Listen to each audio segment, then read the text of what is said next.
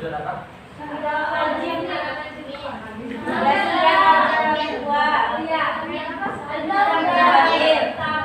Nah, coba tadi kerjaan.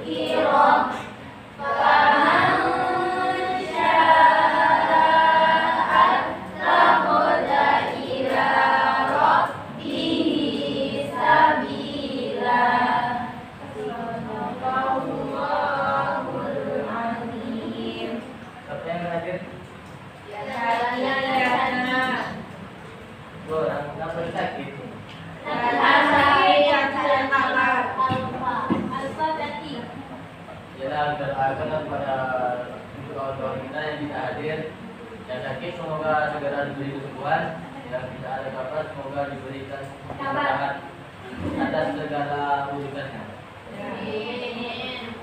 Amin. Lalu kan kita udah belajar mobilitas horizontal. Nah, kita lanjut lah. Pembelajaran kita yaitu faktor-faktor pendorong dan penghambat mobilitas sosial, saluran mobilitas sosial, dan dampak mobilitas sosial. Sebelumnya kita ingin bertanya, ada yang tahu apa itu faktor pendorong dan penghambat mobilitas sosial?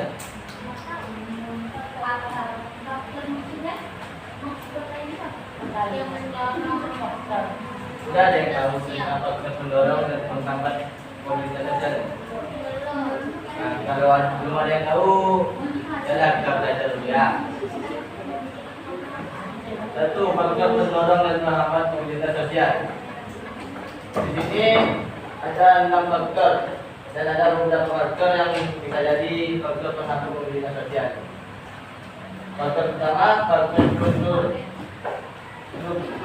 struktur. Faktor kedua, faktor individu. Faktor ketiga, faktor sosial. Faktor keempat, faktor ekonomi, faktor politik, dan kemudahan akses pendidikan. Kita akan membahas ini satu-satu. Kita mulai dari faktor struktur. Coba siapa yang mau baca atau Ustaz yang menunjuk? Siapa yang itu? Coba baca. Ya.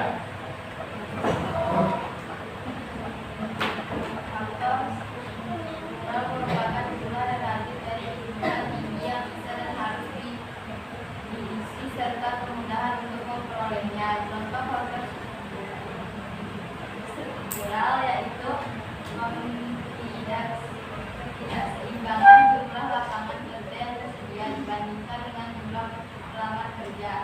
Struktur masyarakat Indonesia sangat terbuka. Mobilitas sosial masyarakat Indonesia berdasarkan keturunan melayani investasi. Contohnya orang kaya mudah untuk memperoleh modal usaha dibanding orang miskin. Namun masa sekarang banyak orang miskin yang menjadi kaya karena kelebihannya dalam usaha. Ya, kalau kita ambil pada tren sekarang, contoh faktor strukturnya, kalau di situ TikTok kan nggak ada tuh. Waris bukan kritis gitu ya kan. Nah, itu kalau yang tindak-tindak sekarang di polisinya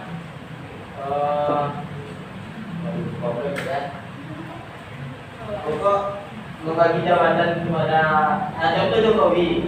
Presiden kita Jokowi kan dia presiden nih. Karena dinasti politik namanya. Kan dia presiden nih kan. Dia biar Indonesia lebih maju dan saya baik Indonesia ini dipimpin oleh anaknya, itu contohnya. Tapi nyatanya sekarang banyak luar sana yang tidak ada power pun bisa naik. Contohnya yang dibilang ini kan, banyak orang miskin yang menjadi kaya karena keinginan dan kegigihannya dalam berusaha. Jadi jangan untung dulu sama orang yang punya orang dalam, belum tentu dia berhasil. Kita lanjut faktor yang kedua yaitu faktor individu. Oke, mau baca? Ya. Coba baca. Ini terkait dengan kualitas hidup yang dilihat dari segi juga pengetahuan dan keterampilan manusia kan dilahirkan dalam status sosial yang dimiliki orang tuanya. Nah, jika seorang tidak punya status sosial yang diwariskan, dia dapat berusaha untuk mencapai status sosial yang lebih tinggi.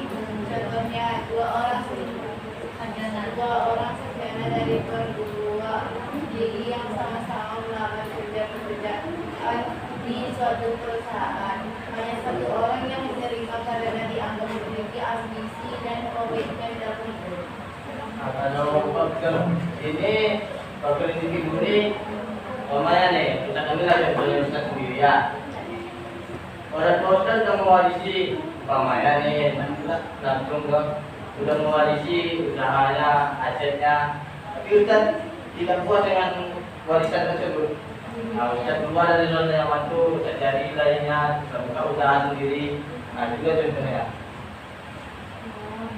Ya keluar dari zona nyaman, maksudnya keluar dari zona nyaman itu, Ustaz tidak mengharapkan warisan-warisan dari orang tua Ustaz dan memulai hidup dengan sendiri. Nah, sesuai dengan judulnya kan individu sendiri kan. Lanjut faktor yang kedua itu faktor sosial. Yang ketiga besar. Yang ketiga kali. Jangan salah kita dimulai. Yang kedua belajar baca. Yang tadi siapa namanya? Faktor sosial. Individunya yang memiliki status sosial rendah biasanya cenderung merasa kurang puas dan akan melakukan mobilitas sosial guna mendapatkan status sosial yang lebih tinggi. Contohnya, setiap manusia lahir dalam status sosial yang dimiliki orang tuanya. Jika tidak puas dengan status pemberian tersebut, seseorang dapat mencari kedudukan sendiri di lapisan sosial yang lebih tinggi dengan melihat kemampuan dan jalan yang dapat ditempuh. Makin luas sebuah struktur sosial di masyarakat, semakin mungkin seseorang mendapat kedudukan yang dicari sendiri. Nah, kalau ini kan hampir sama dengan faktor individu tadi. Cuman contoh di sini diambil karena kurang puasnya tadi kan. Dia tidak keluar dari zona nyamannya. Cuma karena dia ketidakpuasan dia terhadap yang telah diwariskan untuk dia, yang sudah dikeluarkan untuk dia, maka dia berkelana kembali ke tempat-tempat lainnya. Lanjut faktor selanjutnya yaitu faktor ekonomi. Yang baca? Mana? Nah, baca dah.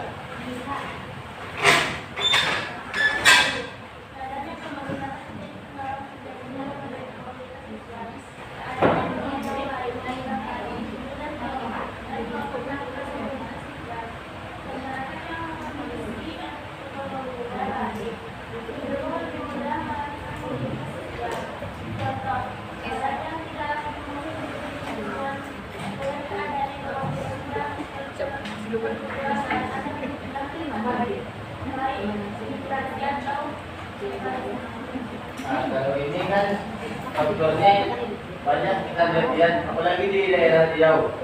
Di daerah Riau kan kalau yang di Kampar ada namanya trans atau SP, satuan penduduk.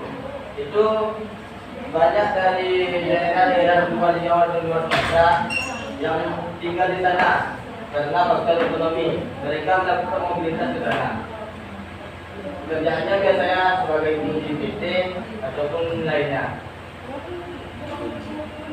Biasanya orang-orang ini bermigrasi atau melakukan mobilitas secara bersamaan atau secara besar-besaran. Maka terciptalah yang namanya satuan penduduk atau SP. Selanjutnya faktor politik. Yang mau baca? Nah, silakan. Faktor politik. Situasi politik dan keadaan negara yang tidak sesuai dengan harapan, paham atau hati nurani dapat mempengaruhi situasi keamanan dan kenyamanan seseorang bertahan di negerinya. Meskipun negara tersebut memiliki sumber daya alam yang baik, umumnya keluarga yang mengungsi ke negara lain untuk mencari hidup yang lebih aman. Kalau faktor politik ini bisa jadi faktor pendorong atau bisa jadi faktor penghambat mobilitas sosial. Umpamanya kita tinggal di suatu negara, di sana tuh sumber daya alamnya sungguh sangat melimpah. Cuman kita tidak nyaman karena faktor politik di sana kurang. Maka kita melakukan suatu mobilitas atau perpindahan ke negara lain atau tempat lain yang faktor politiknya bisa kita terima. Begitu pula sebaliknya, bisa jadi faktor penghambat mobilitas. Kita lanjut. Kemudahan dalam akses pendidikan. Apa namanya? Coba cerita. Antum yang ditulis namanya? Ya, yang gambar. Yang gambar. Nah, yang gambar. Karena dalam akses pendidikan, jika pendidikan berkualitas mudah didapat, tentu mudah juga bagi orang untuk melakukan mobilitas dengan berbekal dengan berbekal ilmu yang diperolehnya. Sebaliknya, kesulitan dalam mengakses pendidikan yang bermutu menjadikan orang tak menjalani pendidikan yang bagus, serta sulit untuk mengubah status karena kurangnya penguasaan ilmu pengetahuan.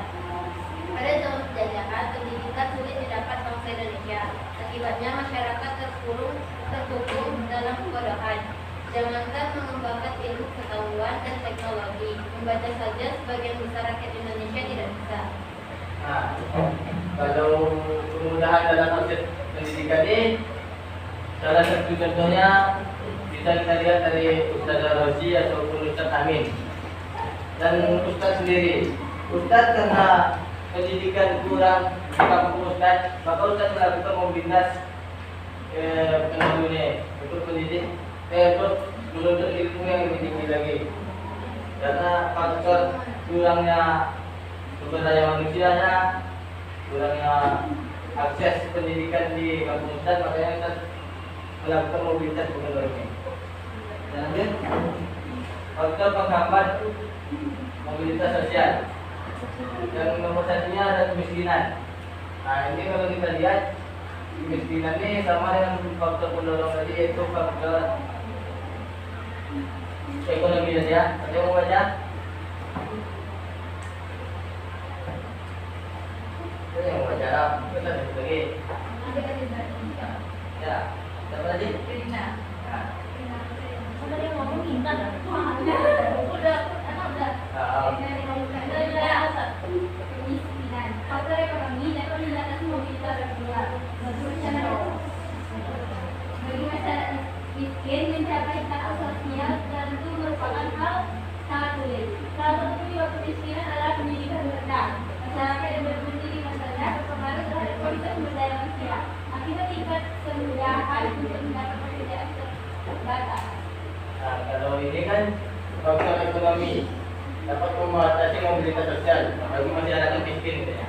Cuman Ustaz kalau dikatakan berada, Ustaz juga tidak berada, bahkan jauh dari kata berada. Cuman Ustaz tidak mau dikatakan masyarakat miskin, makanya Ustaz melakukan mobilitas ke sini, perpindahan dari kampung Ustaz ke sini dan menetap di kota Malang ini untuk mencari ilmu biar tak dibilang miskin dan mendapat pekerjaan yang layak. Itu tujuan Ustaz melakukan mobilitas ke kota Malang ini. Selanjutnya diskriminasi. Coba baca yang disusun dulu lah. Jadi dia yang mana apa?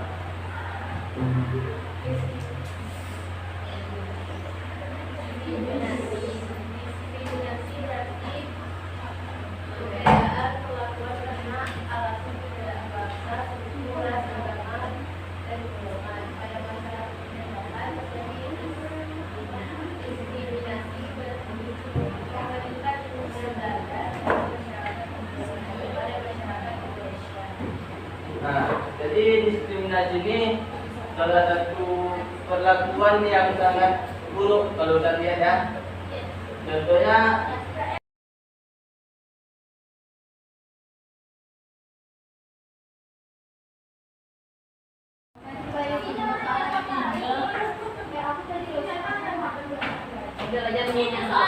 ya, kalian cuma ada dua. Ya, buat anggota kelompoknya juga ya. Nanti kalau ada yang ikut kontribusi dalam pengerjaannya, buat di bawah dulu. Catatan gantinya. Soalnya itu dua. Soal pertama, tuliskan secara singkat proses mobilitas sosial yang terjadi pada masyarakat kita. Itu alamat duanya, tuliskan faktor apa yang menyebabkan mereka mengalami mobilitas sosial. Sama dari nama-nama. Itu nomor dua ya.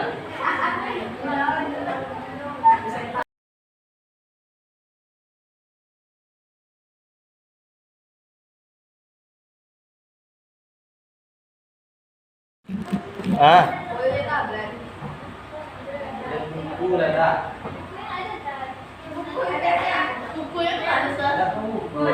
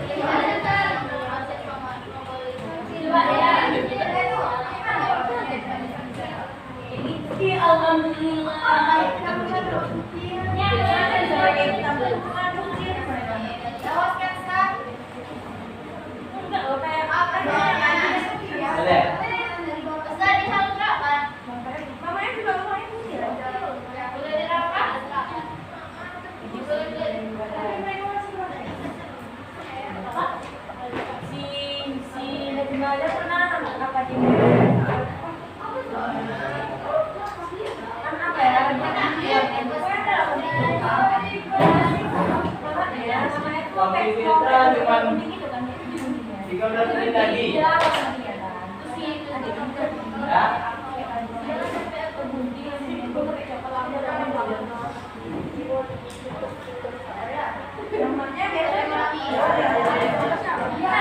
Waktu itu cuma 13 menit lagi. Kalau udah masuk atur 13 menit lagi gitu.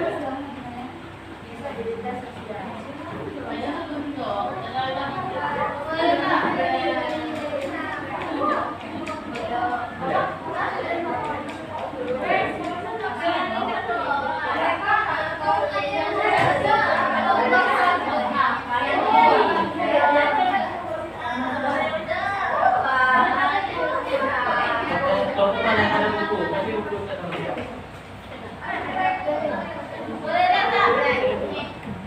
Kalau buku yang kali ini, boleh cuma buku ada betul hari ini.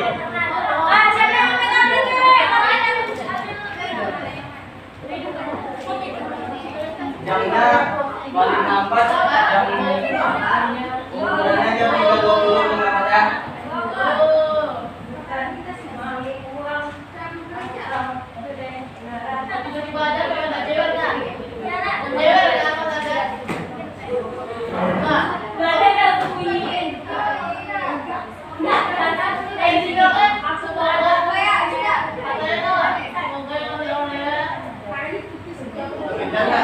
Dia jam 3.20 kumpulannya 10 menit ya.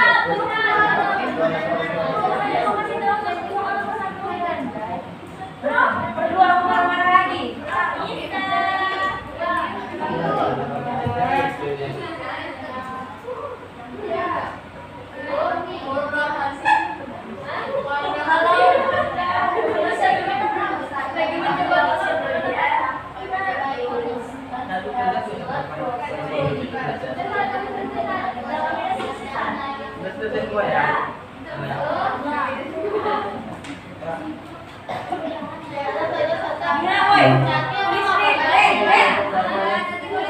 Itu sudah tidak siapa?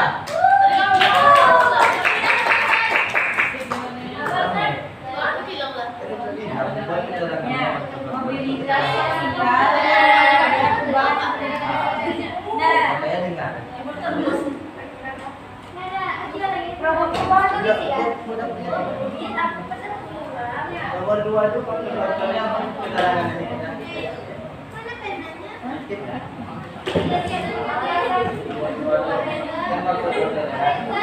Keterangan ini.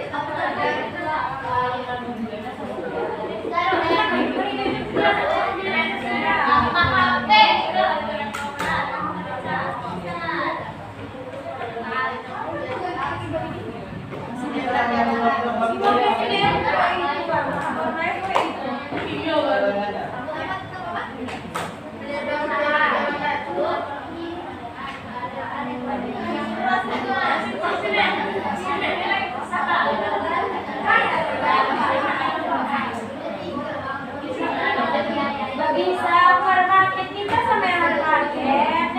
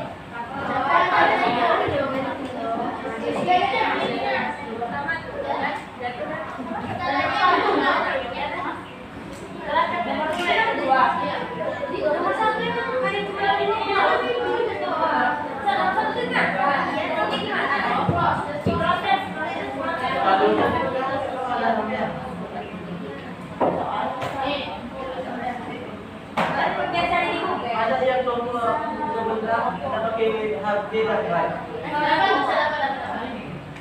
Merupakan semakin dan 3 4. Kurang dan Proses mobilitas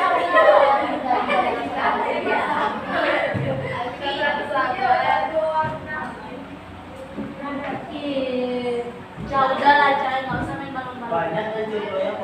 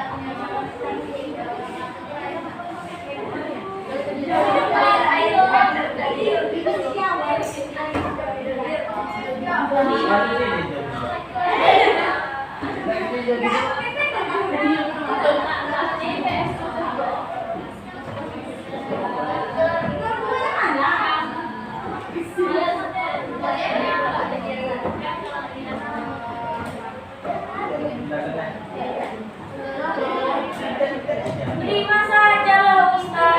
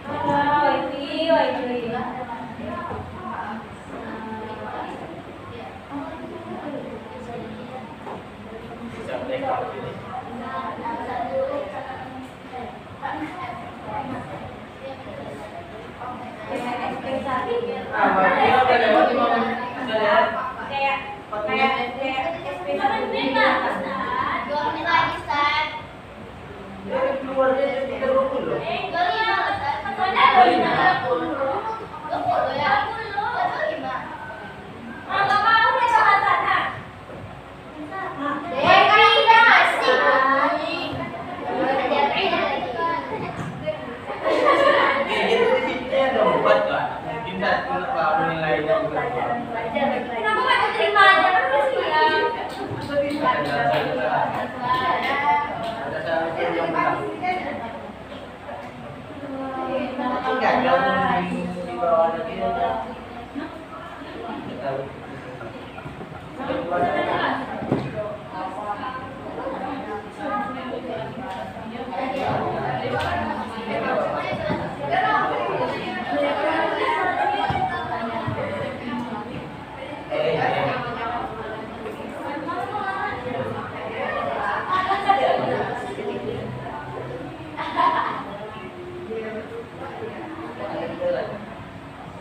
Thank you.